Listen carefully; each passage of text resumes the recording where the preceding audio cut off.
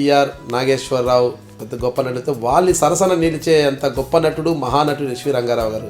అలాంటి ఎస్వి రంగారావు గారు మీ మేనమామ అంటుంటే మీరు ఎలా ఫీల్ అవుతుంటారు? మన ఎస్వి రంగారావు గారు మేనల్డ్ అంటే రంగారావు గారు మేనల్డ్ అయితే నాకు మేనల్డ్ కింద లెక్క రా బ్రదర్ అన్నాడు ఆయన కూడా.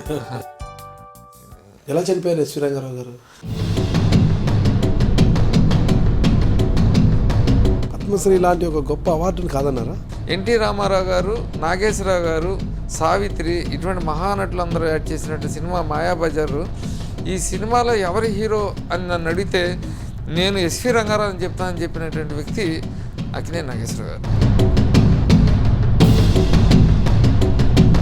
అసలు మీరు రాజకీయాల్లోకి ఎవరు స్ఫూర్తితో వచ్చారు? రెండు పార్టీలు సైకిల్ ప్లస్ కాంగ్రెస్ పార్టీని రెండింటిని కాదనుకుని రెండు పార్టీలకి వచ్చిన ఓట్ల కన్నా ఎక్కువ ఓట్లు ఇచ్చి గెలిపించినటువంటి ఘనత బడ్డెట్టి వంశానికి ఆ రోజున ప్రజలు ఇచ్చారు.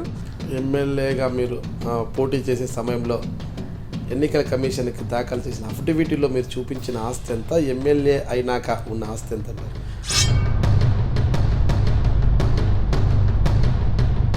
అంటే అటు కృష్ణా ఇటు ఉభయ గోదావరి జిల్లాలో అంటే మొత్తం 3 జిల్లాలలో విస్తరించిన కొల్లేటి సరస్సు ఈ నియోజకవర్గాల పరిధిలోని ఎమ్మెల్యేల కబంధ హస్తాల్లో చిక్కుకుపోతోంది.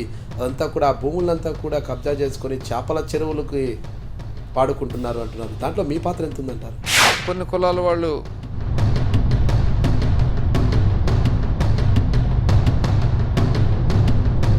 డిస్ప్యూట్ ల్యాండ్స్ అన్నీ కూడా మీరే పంచాయతీలు చేస్తుంటారు. ఆ డిస్ప్యూట్ చేసిన తర్వాత కారు చౌకగా వస్తే ఆ భూములను మీరే కొని ప్లాట్లుగా విక్రయిస్తుంటారని చెప్తుంటారు. డేటి బుజ్జి గారు ఎమ్మెల్యే అయినాక గూండాగిరి జరుగుతుంది, రౌడీ రాజ్యం అయిపోతుంది ఏలూరులో అంటున్నారు. కొంతమంది కార్పొరేటర్లని, కొంతమంది యూత్ని కూడా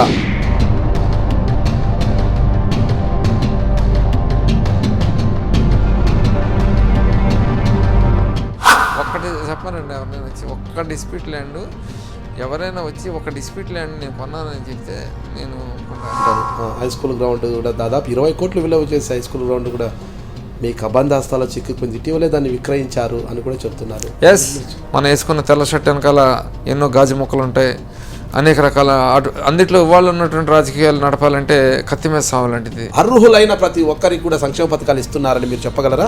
మీరు ప్రజలను అడిగితే చెప్తారు. అర్హులు నా దగ్గర పార్టీలు పనికిరావు, నేను దా కూడా చెప్పాను. మీరు ఎలా డిసైడ్ చేస్తారు? ప్రతి వార్డులో కూడా కౌన్సిలర్లు, కార్పొరేటర్లు లేదా కార్యకర్తలే కూడా జాబితా తీసుకొస్తారు. అమ్మా నీకు ఇల్లు లేదా, ఓకే నువ్వు మా పార్టీకి ఓటేసేదా నీకు ఇల్లు, అమ్మా నీకు పెన్షన్ లేదా మా పార్టీకి ఓటేసి ఇల్లు, నువ్వు మా పార్టీకి ఓటేలా నీకు ఇల్లు లేదు.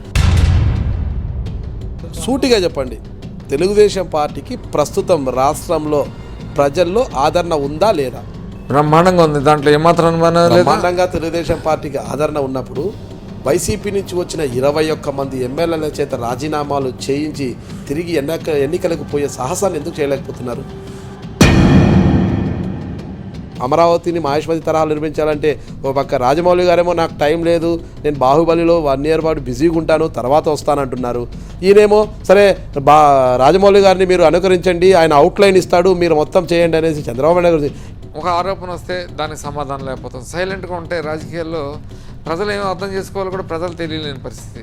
ఈ ముగ్గురిలో ఒకరికి మంత్రి పదవి ఇస్తామని హామీ ఇచ్చారా లేదా? మంత్రి పదవి ఇవ్వచ్చు. జలీల్ ఖాన్ గారికి మంత్రి పదవి ఇస్తా అనేది మీరు మర్చిపోండి, దాంట్లో అనుమానం లేదు. బీకామ్ చదివినా ఈ రోజుల్లో ఓసీ ఓడి ఉద్యోగం చేయాలంటే ఈ కాంపిటీషన్ యుగంలో it's very very very very కాంపిటేటివ్లో వెళ్ళాలి మనం. అంటే ఇక చాలా బాధాకరమైన ఒక ఎమ్మెల్యేగా ఉన్న మీరు ఇలా మాట్లాడే ఒక ఓసీగా ఉన్న వారు ఉద్యోగాలు చేయడం అనేది ప్రతిభ ఉంటే ఏ కేటగిరీ అయితే నేను ఇది ఓసీగా ఉన్నటువంటి టార్గెట్ రీచ్ అవ్వాలంటే అదే ఇప్పుడు అందుకని నా కఠోర శ్రమ చేయాలంటున్నా.